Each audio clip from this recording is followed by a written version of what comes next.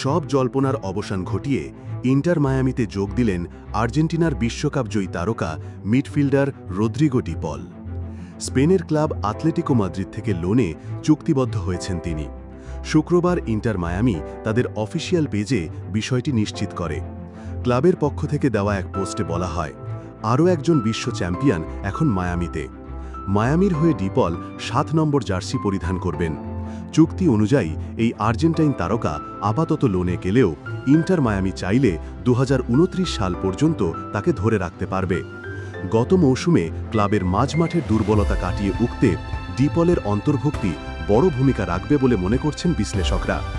এই চুক্তির ফলে জাতীয় দলের পর এবার ক্লাব ফুটবলেও লিওনেল মেসি ও রদ্রিগো ডি পলের জুটি দেখা যাবে। ক্লাবে যোগ দিয়ে ডি পল তার লক্ষ্য স্পষ্ট করে বলেন, কঠোর পরিশ্রম করে শিরোপা জেতার জন্যই